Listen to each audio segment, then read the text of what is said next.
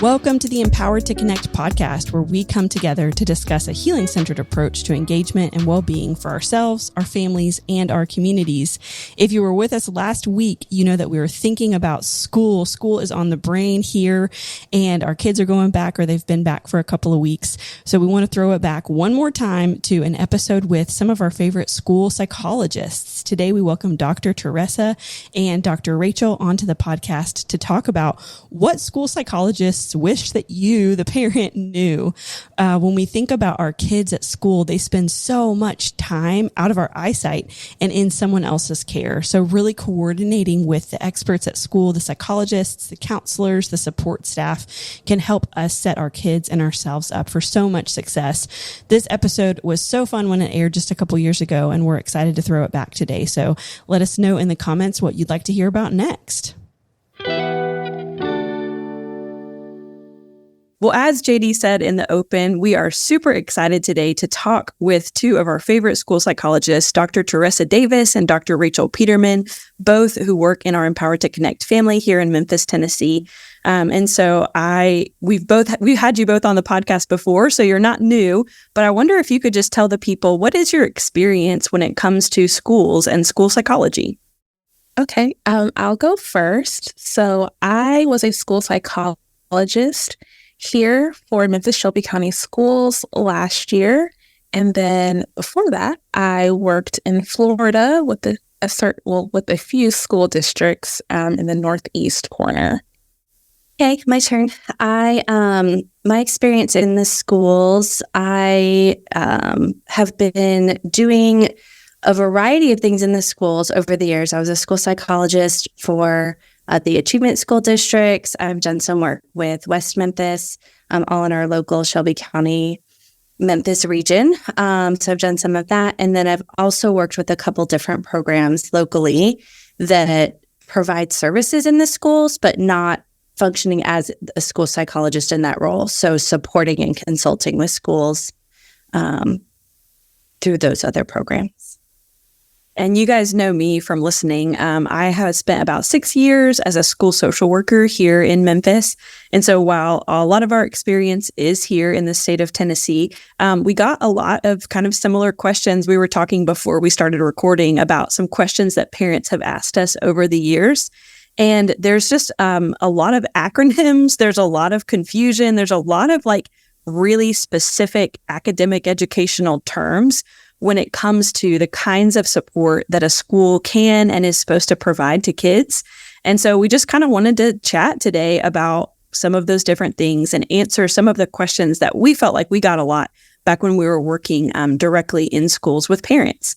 The first kind of thing to break the ice is just what is an IEP? What is a 504? I mean, I know you guys have had the experience of you're helping a parent, kiddo is having a hard time. And sometimes I think we're hardwired to be like, give them an IEP, maybe without even really knowing all that means or what that entails. So would either of you kind of jump in and just kind of talk us through what is an IEP? What is a 504? What are some of the basic laws kind of around that kind of stuff? I can start. So a lot of times, I think that's a really good point, Becca, about the question of let's just do an IEP. Somebody's struggling. You've got kiddos that aren't able to get their work done, or they're even having behavior problems in the classroom, whatever the situation is. And we immediately tend to jump to let's get them an evaluation and get them services. And there's a lot more to that. And sometimes that is absolutely the right answer.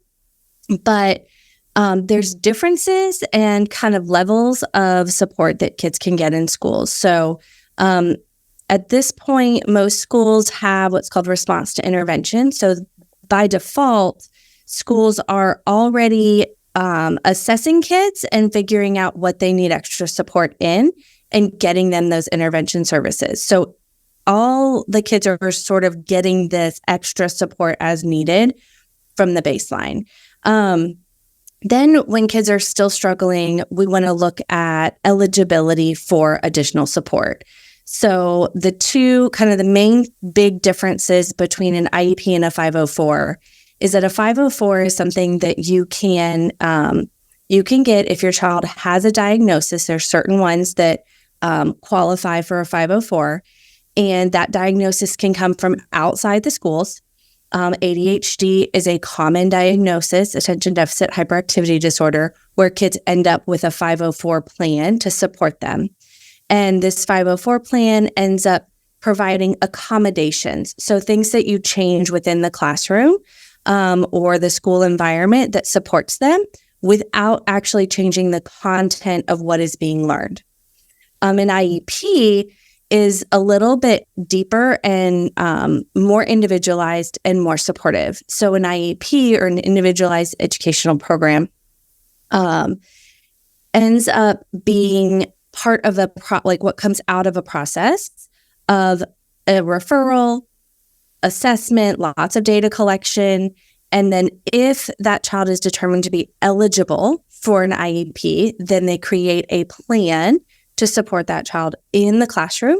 And it can include accommodations, and likely will include accommodations, I hope, to support them, but also will look at individual goals to help meet their needs, and can even change the content of what they're learning, potentially slowing it down or making some changes there in order to make sure that they are able to make progress without having to be moved anywhere else.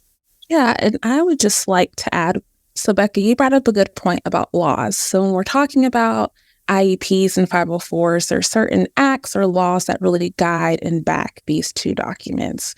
So for an IEP, this is guided by something we call IDEA, or Individuals with Disability Act. And this act requires public schools to provide special education services to students who are eligible. So that goes back to Rachel's point about, for an IEP, there is this long process where we have a referral, there's an assessment that takes place, and then everyone gathers as a team and decides, okay, based on all of the information that we've gathered, is this student eligible for an IEP?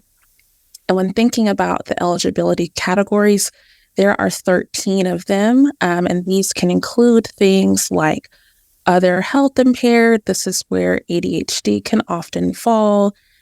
We have things like specific learning disability, and this is backed by our response to intervention data and also evaluations that take place. And then when we're talking about our 504 plan, this is guided by the ADA, or American with Disabilities Act. So this document is, again, for students who have different disabilities. And here we are offering accommodations like Rachel mentioned. And when I think about accommodations, we think about how is this information taught? How is it made accessible? How is it assessed? So accommodations that are common are small groups or extended time.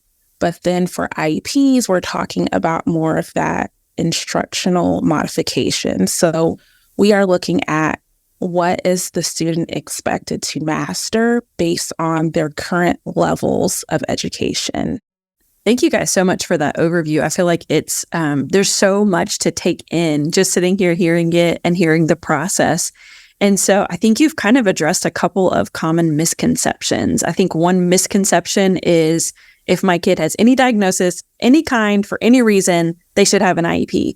And really, it's way more complicated than that, because really the team is going to have to look at how is the kid's academic performance being impacted by the disability? Does the disability fit in one of those 13 categories that you mentioned, Teressa? And then if they're eligible, what goes on the IEP? So an IEP really is an individual document. Each child that has one has their own goals, has their levels of functioning and how they're doing. I think something that some parents know and some don't is that people like speech therapists and occupational therapists, even physical therapists, can all be part of that IEP team. They can also provide services at the school. Can you guys think of any just big picture misconceptions that you feel like have come up a lot? Maybe, Rachel, does anything pop to mind for you first of common misconceptions when it just comes to what is an IEP? What is a 504? Well, I love what you said about oh, my kid has a diagnosis, so they need an IEP. And so you alluded to this, you said this earlier, but what the schools are looking at when it comes to both IEPs and 504 plans is access to the education and accommodating for disabilities. So it is not about, one of the misconceptions, to be more specific, is that we want what's best for our kids, right? As parents, often as teachers, often as school psychologists, and anybody trying to support kids, counselors, and we've been in all these roles here, to say, okay, well, what they really need is a wiggle seat, and they need extra time on tests, and we can like list 10 or 15 things. And the reality is, what we think would be ideal, we tend to defer to this, oh, this is what they need. But what schools are required to provide is not an ideal package. What they're required to provide is fair services. So in essence, I think it'd be helpful for parents to understand that it's not necessarily about giving your kiddo everything that would make school more accessible and easier, and all the things that accommodate for those disabilities. Even if they have a disability, they're getting an IEP. It's about making it more fair and kind of this baseline level of accessible education. If they cannot focus, if they cannot sit still, if they cannot sit in a regular chair, if whatever the situation is, that doesn't mean they get the coolest chair in the world and that they get an hour extra on their test. It means that they get, a different type of chair that has a wiggle seat, or they get to take a quick break and then come back, or they get 30 minutes on a test. So I think that is probably the biggest thing that is hard, and hard for me as a school psychologist, as a parent. I always want what's best for kids. I always want them to get, all the things that can make it better for them. But realistically, that is not what the law provides for, and not what schools typically have capacity for. It's about making it fair and equitable, not ideal. Add to that, would you add anything? Yeah. Immediately, two things popped to my mind about misconceptions. I think one of them would be a timeline. So I think my kid needs an IEP. Like, why don't they have one already? If only the process was that simple. There is, and we've alluded to this, there's a lot that goes into the process of an IEP and a 504, especially like IEPs. We need to make sure, does the student qualify? Like, that's a big, it's a one question, but there are a lot of different pieces that go into making that decision. So doing an assessment takes a while, collecting data, writing reports, meeting with everyone to get our schedules together, to hold the meeting and discuss if we feel like a student qualifies. And to add on to that, parents, you are a part of the process because you all know your kids very well. And in school, we're only with them for a certain amount of hours. So your input is needed with the assessment process. It's needed with the decision making. So you all do play a very critical role in the team process.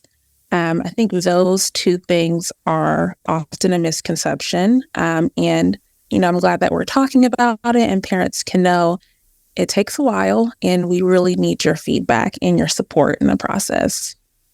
Oh, I want to echo that, and the importance of parents' input and feedback. I think some of the forms can be really intimidating, especially for the eval and for an IEP. There's like really, really long forms that you might have to fill out and answer all these questions. And some of the questions are even, you're like, what does this even mean? How am I supposed to answer that?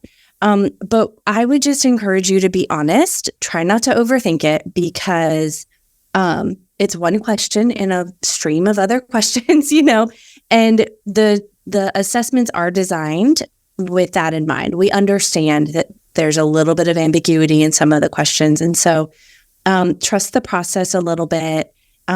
Give your feedback. Talk about what you see at home. Tell the teachers. Know what works. I think one of the biggest pieces that parents can bring to the table and to the team is the things that you do that work well. Often we think about school and home so separately, like, and especially if you're like, well, I don't have issues at home. Why is this an issue at school? I hear that a lot. And vice versa. Like, they're so difficult at home. How are they not in trouble at school? Are you sure they don't need help? Can't get them to do their homework, right?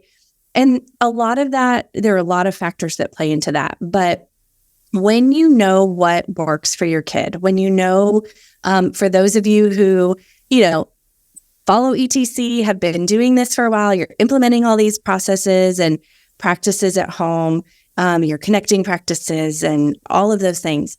I want you to be curious and think about what are the things that you do at home that helps your kid be successful, because those are the things you can translate to school.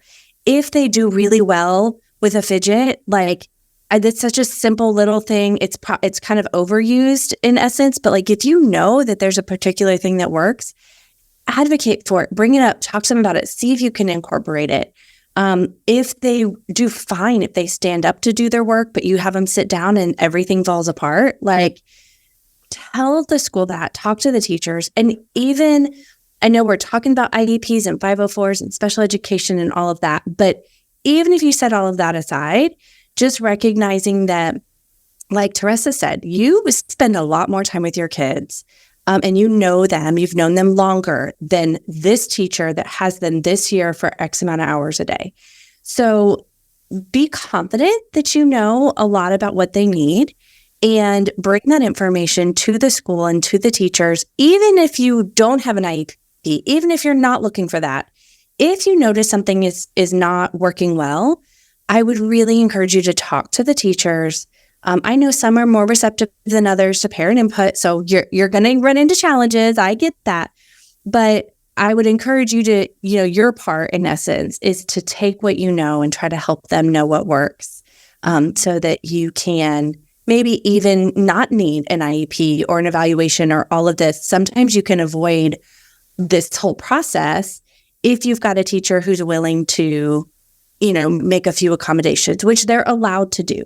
And that, I think I would kind of just end with that to this question, at least, that like, there's a lot of things teachers have the right and ability to do in the classroom. And you'll probably find as your kids get older, depending on what grade they're in, or if you've got a teenager, now a younger kid, different teachers are going to handle things differently. And some of them do a fantastic job in and of itself, making all those accommodations without a 504 or an IEP. Yep. So pay attention to what they're doing that works, find out, ask them to try something. And then if the next year that teacher isn't doing it, now you have something to give them and say, hey, this is something that we did last year. And if you're running into problems, then you can go further and get the evaluations and have sort of that legal and well, also ethical, but legal rights to like push that, right? But it's okay to start with, hey, can we give them a little wiggle seat, or can we give them 3 breaks throughout the day, even without these other pieces? I love all of those things. And I think too, like when you're thinking about what does my child need, like Rachel was saying, and I think Teressa mentioned it too, like you are an advocate for your kiddo, like you know them, you know how to support them.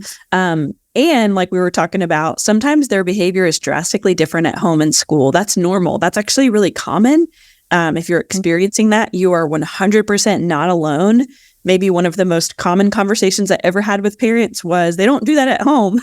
And so school is a different environment. There's 28 other kids in there. There's lots of different expectations. They have to get off the device and they've got to sit down and do math worksheets. Like there's just lots more demands that are put on kids in a school environment because they're being pushed to grow. And so be open to listening to the teacher, collaborating with them, and being kind of open-minded. As people are listening, I think 2 things come to my mind. One is all the things that we've been talking about are the requirements for a free and appropriate public education. And so these are laws and things that public schools are required to do. But many of you listening, your kid may attend private school, charter school, homeschool, things like that. Could either one of you speak to, maybe as a parent with a kid who doesn't go to public school, what kind of rights do they have as just parents that have kids in a certain district? What kind of rights do they have? Hey, Rachel, I'm going to start this, but I want you to finish it. So if your child does attend a private school, according to the law, public schools are required to do testing and, find students if there is a disability. Like, that is a requirement. It might be there might be a little back and forth there, but it is a requirement from the law. Rachel, come in. Sorry. It is complicated. And Teressa, I think you said, it might be a little back and forth. There's a little bit of, it's a little more complicated because the child's not in the physical building and you don't have a school teacher that is seeing behavior and making the referral.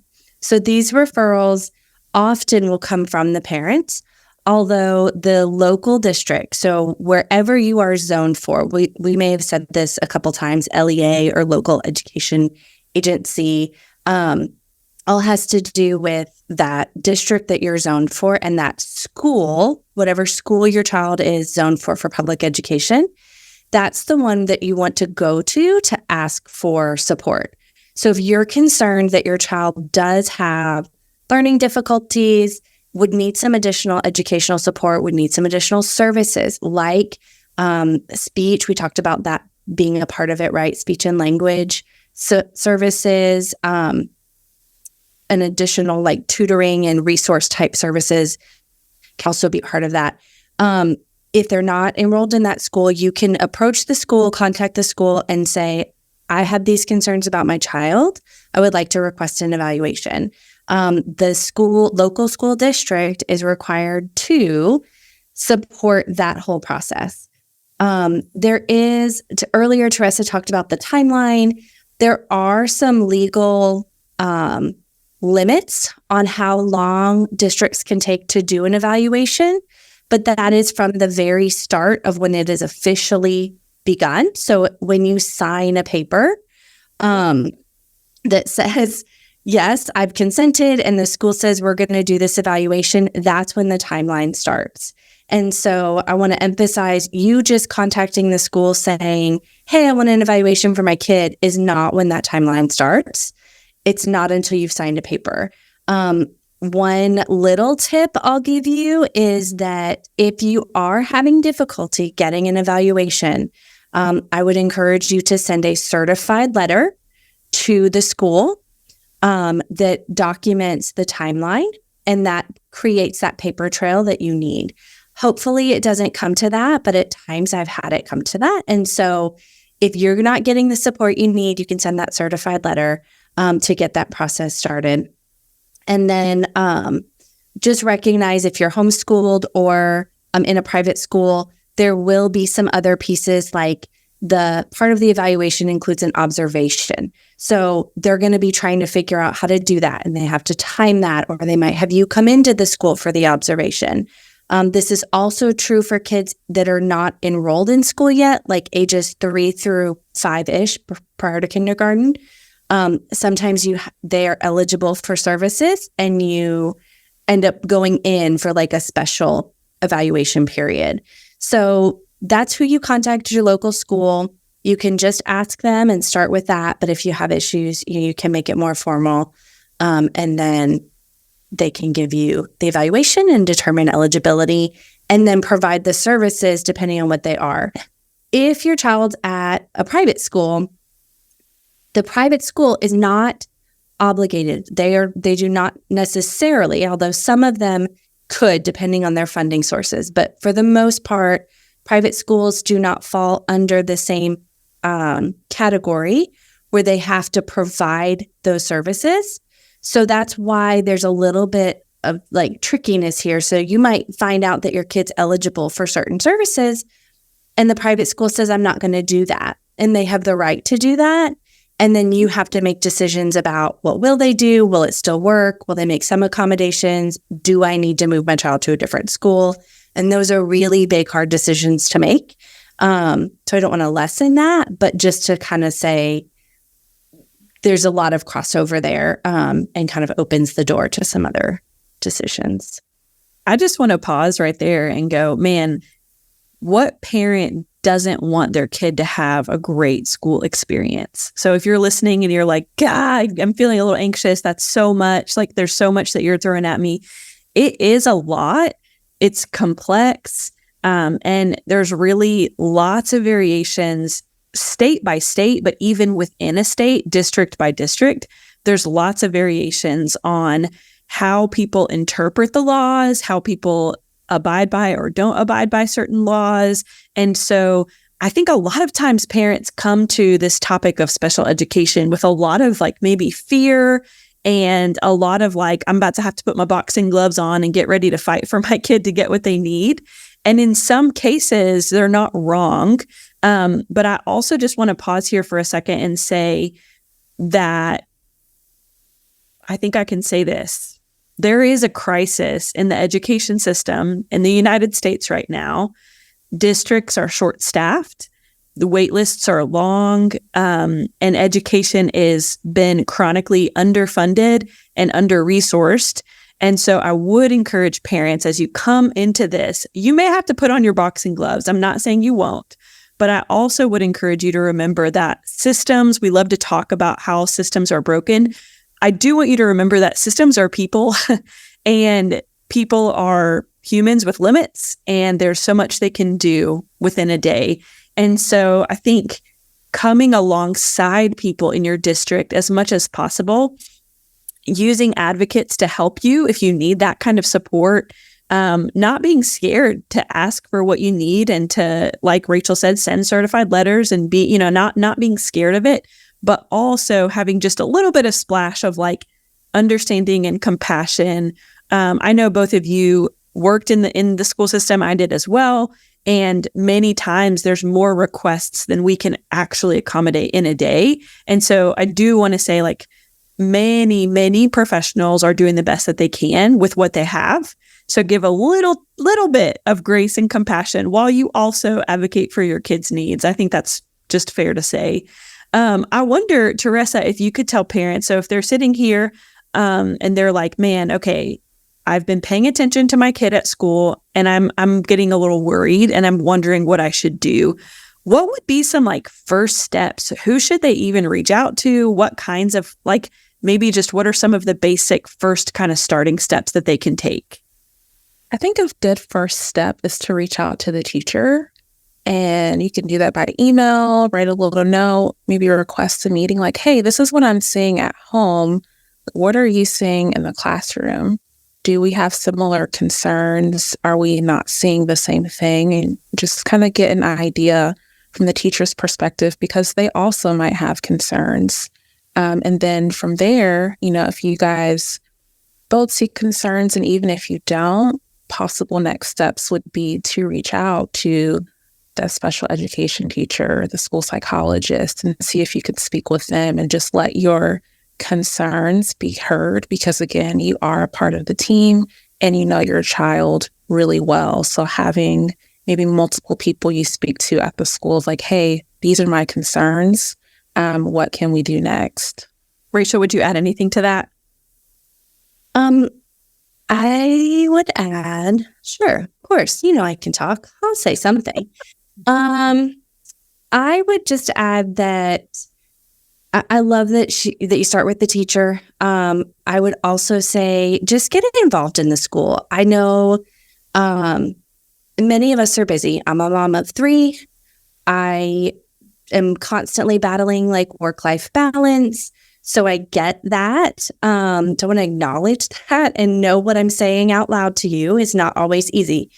But finding a way to be more involved and to see what's going on.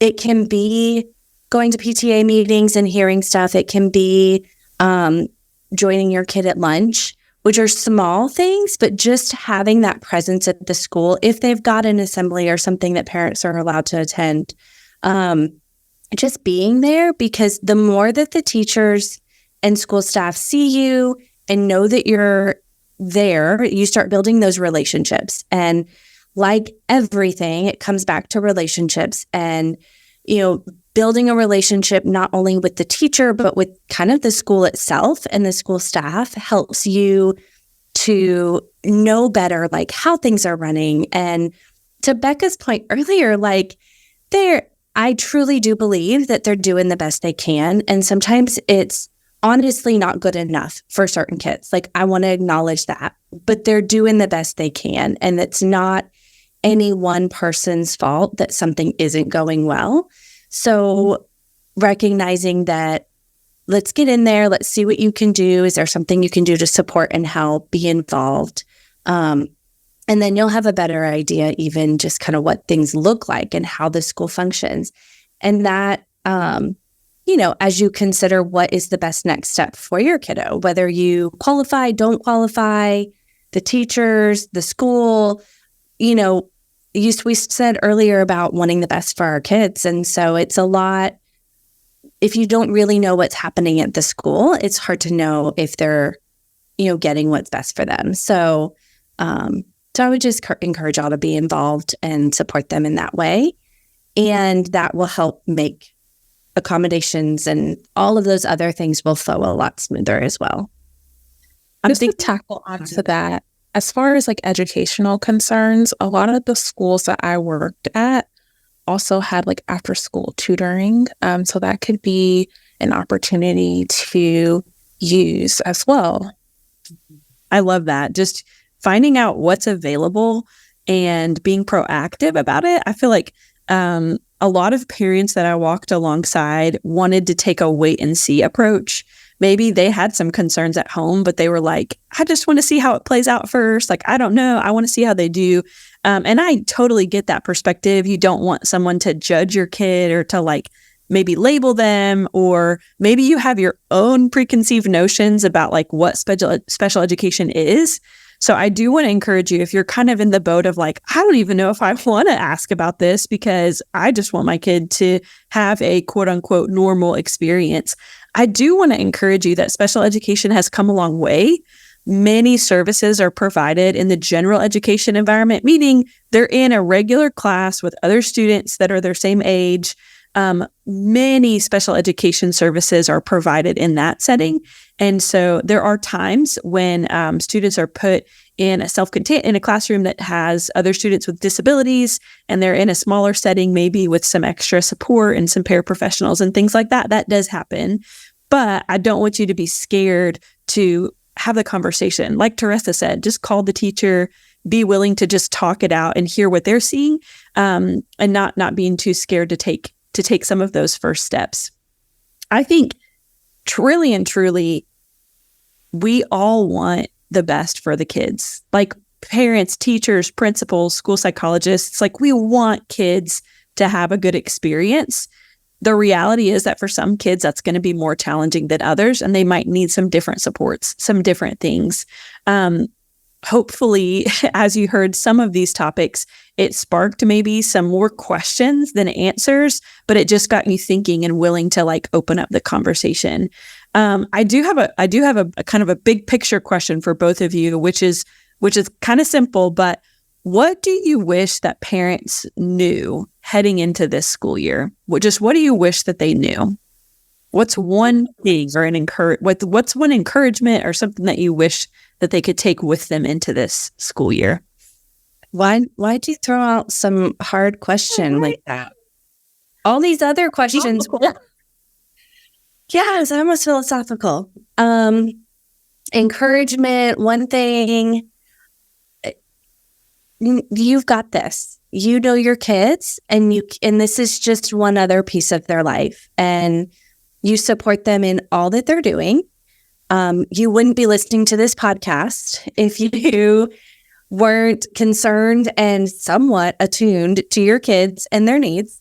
So as you start the school year, just remember that you know your kids and you're learning them and you're going to learn it together. And all of these strategies and things that you that you've learned about or that you utilize still apply, even though they're at school.